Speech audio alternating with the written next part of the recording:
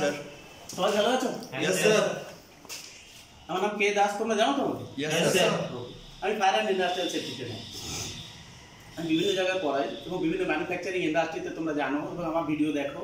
আমি বিভিন্ন জায়গায় বিভিন্ন রকম ট্রেনিং দিয়ে থাকি ইন্ডাস্ট্রিতে, মানে হ্যাজার্ড রিস্ক রিলেটেড ট্রেনিংগুলো, ইন্ডাস্ট্রিয়াল হ্যাজার্ড এবং রিস্ক রিলেটেড। বেসিক্যালি আমি ইন্ডাস্ট্রিয়াল সেফটি আর ফায়ারের উপরে আমি ট্রেনিং দিয়ে থাকি। তোমরা দেখো সামনে বোর্ডে লেখা রয়েছে, সাবজেক্টটা কি লেখা রয়েছে? Industrial safety. ফায়ার কিন্তু ইন্ডাস্ট্রিয়াল সেফটিরই একটা পার্ট। এবার দেখো লেখা রয়েছে, কোশ্চেনে কি লেখা রয়েছে বলো তো বাবু? What are basic workplace safety rules for a manufacturing industry? হ্যাঁ, বেসিক মানে হচ্ছে ওয়ার্কপ্লেস মানে কার্যক্ষেত্র, বেসিক মানে প্রাথমিক, সেফটি রুলস মানে সুরক্ষা নিয়মাবলী। তাহলে আমি বলবো যে ওয়ার্কপ্লেসের বেসিক সেফটি রুলস মানে সুরক্ষা নিয়মাবলী কি কি, এটা কিন্তু বলেছি নিচে লেখা রয়েছে ফর এ ম্যানুফ্যাকচারিং ইন্ডাস্ট্রি।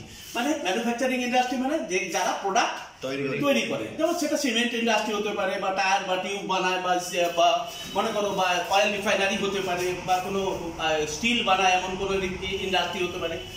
তাহলে এখানে বলছি তাহলে ইন্ডাস্ট্রি থেকে এসেছে ইন্ডাস্ট্রিয়াল সেফটি। এবার আমরা বলবো তাদের বেসিক মানে কি কমন সেফটি রুল, যেটা তোমাকে জানতেই হবে, যেটা না জানলে নয়। সেই 10টা এখানে দেখো 10টা পয়েন্ট রয়েছে, তার একটা ফর্মুলা আছে, অ্যাক্রোনিম আছে। ফর্মুলা মানে সূত্র লেখা রয়েছে, এই যে লেখা রয়েছে ফলো দিস ফর্মুলা। এটা মনে রাখার জন্য ছাত্রদের, যদি এই প্রশ্ন তোমাকে ইন্টারভিউতে করা হয় কোনো ম্যানুফ্যাকচারিং ইন্ডাস্ট্রিতে, তাহলে যাতে তুমি সহজে মনে রাখতে পারো, তার জন্য এখানে লেখা হচ্ছে ফলো দিস ফর্মুলা অফ অ্যাপারাট রেড বিপি বলা হয় এটাকে। অ্যাপারাট কথাটা কি বলা হয়?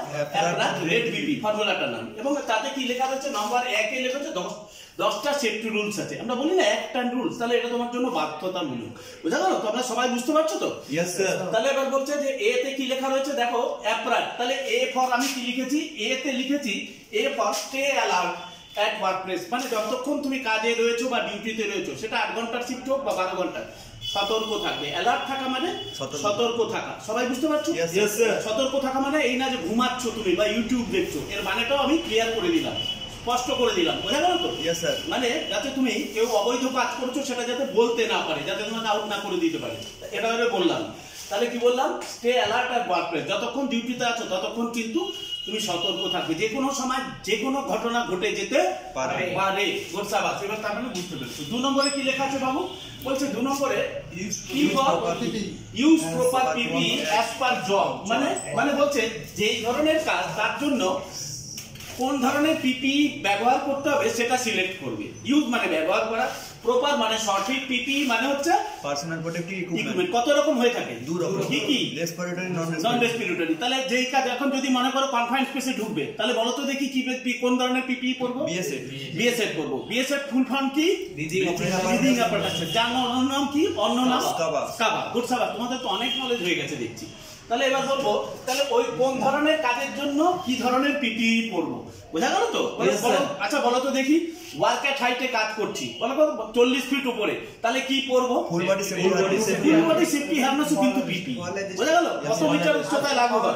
1.8 মিটার বা 6 ফিট। 6 ফিট। বাস। এবার তুমি বলো, তুমি তো সবই উত্তর দিয়ে দিচ্ছ দেখছি, খুব ভালো লাগছে শুনে। তাহলে 3 নম্বরে আমি বলবো, তুমি বলো দেখি বাবু কি লেখা রয়েছে 3 নম্বরে? Safety rules of your workplace অথবা প্ল্যান্ট। মানে এখানে সেফটি রুলস বলতে গেলে কি বোঝাচ্ছে? এইটা বোঝাচ্ছে SOP, মানে স্ট্যান্ডার্ড অপারেটিং প্রসিজার। মানে সব প্ল্যান্টের অপারেটিং SOP বা অপারেটিং প্রসিজার বা সেফটি রুলস একরকম হয় না সব ইন্ডাস্ট্রিতে। একটা ম্যানুফ্যাকচারিং ইন্ডাস্ট্রি, সিমেন্ট ও ম্যানুফ্যাকচারিং ইন্ডাস্ট্রি, কিন্তু যেখানে স্টিল তৈরি হয় সেখানকার SOP আবার আলাদা। বুঝা গেল তো? তাহলে সব জায়গার হ্যাজার্ড তো একরকম হয় না, সব জায়গায় একই রকম রিস্ক বা হ্যাজার্ডও থাকে না। তাহলে সেফটি রুলস আপনি বুঝিয়ে দিচ্ছেন যে এখানে বলছে SOP মানে স্ট্যান্ডার্ড অপারেটিং প্রসিজার, সব জায়গার একমতো হয় না, একই রকম হয় না, সিমিলার হয় না। তাহলে যেখানকার যেমন আছে তোমাকে